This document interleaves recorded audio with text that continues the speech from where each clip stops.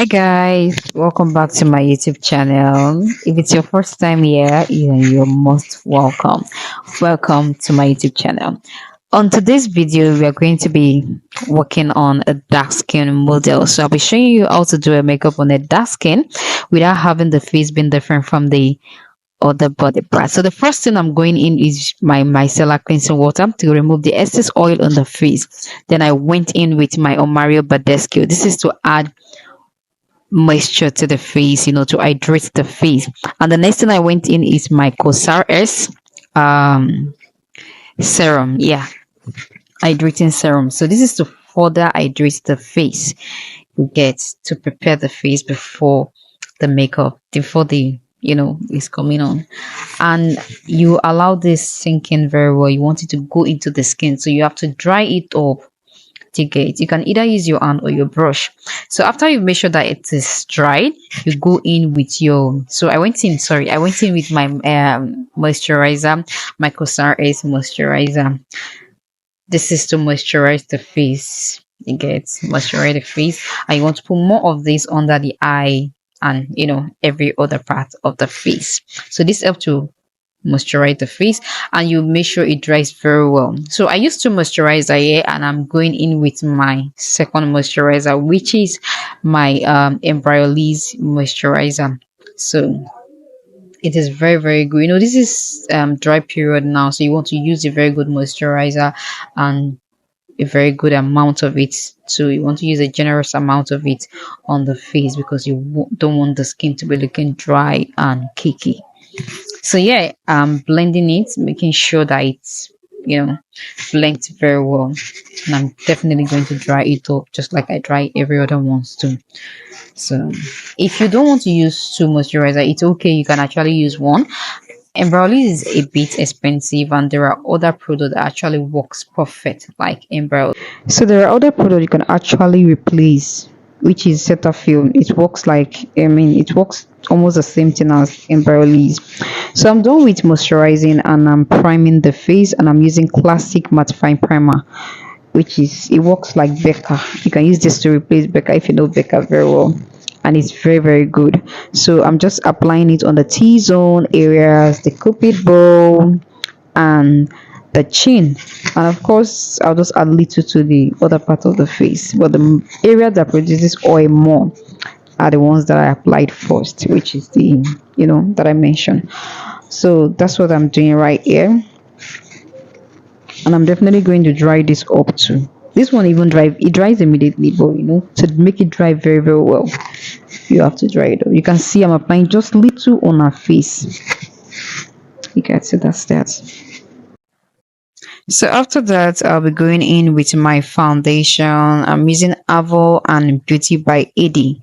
The Avour is in the shade 20, and sorry, I can't remember the shade for the Beauty by Eddie. I'm very sorry, but I'll check and then put it in the description. So now I'm going in with the spray. I'm spraying it up so that it can melt the foundation down for me, and so I can blend it very, very well. And that's what I'm doing here. So you want to make sure that you don't use a foundation. You don't want to use a foundation that is too light. You want to use the foundation that is same as our skin. Sometimes I even go with foundation that is a bit darker, a bit.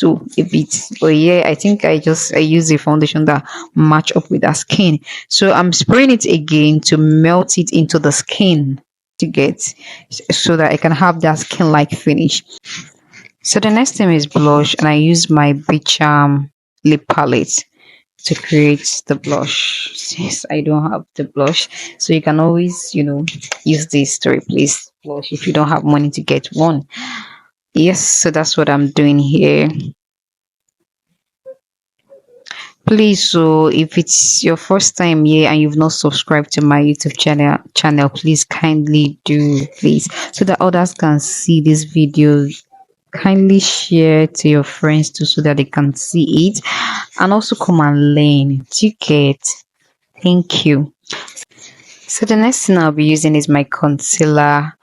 I'll be using my Yanga Beauty concealer in the shade SMC3 and SMC4. SMC4 3 first, and then SMC4 at the outer corner of the eye. You don't want to use a concealer that is too light, and you want to use a concealer that have a yellow undertone. Do you get? And a one that is a bit darker. So you don't, this is a dark skin model, so you don't want to use something that is too light on the skin. You want to be very, very careful with everything that you use. You want to be careful with the color so that it can blend well and you don't have a white face and a dark body. So you can watch how to blend. You can see how I'm blending it. You guys need to score me for this. My blending like is superb. Like, see how smooth, and it's not too much. See, if you want to work on a dark skin, you have to be very careful. You don't want to use too much. You can manage that on a fair, on a light skin. Sorry, you can do that, and then you get away with it. But on a dark skin, everybody will know that you made this mistake on a dark skin. So you have to be very, very careful about it. So that's, if you notice, I left the inner corner of the eye. I didn't really blend it. That's because I don't want to stress our under eye. So after I blend my contour, my nose contour, that's when I went back to blend it out. So now I'm setting the under eye with my Zaron compact powder. I'll be putting the shade in the description. Yeah. So I use that on the highlighted part of the face, the place I highlighted. To get. So after that, I went in with my Adventure Powder palette, and I'll be using the shade Maroon and Chocolate, the two shades together to blend every other part of the face. Okay, so after setting our face, the next thing I'll be doing is I'll be baking our face, and I'll be using Merack setting powder in the shade Ginger. This setting powder is very nice, guys, very, very nice. And this particular shade works for both light and dark skin. You get, it works for both dark and light skin, and it's very, very good. And you don't want to use too much setting powder. I personally don't like that. I always tell my students, do not set your makeup with too much setting powder. Get just little setting powder, and you don't want to put it in a way that it will be looking harsh. Make sure it is smooth so that when you're blending it or when you're applying your finished powder, it will not give you not have problem blending it out. Do you understand? So yeah, after doing that, I'll be going in with contour, and I use my Adventure powder. I use Ebony, yeah, the darkest shade to contour our face, to give our face that beautiful shape. So yeah, that is this, that is that, that is that. So the next thing I will be contouring our nose, and I use my eyeshadow palette to do this because I did not like the shade that the powder is giving me. It wasn't dark enough, so I had to use my Blossom eyeshadow palette. So after this, I'll be using the blush. So guys, this is the end of this video. If you want to watch how I did the eyeshadow, you want to watch the eyeshadow part and the lip part, I'll be uploading that next, so you can watch it in the part 2. So bye guys, and see you guys later.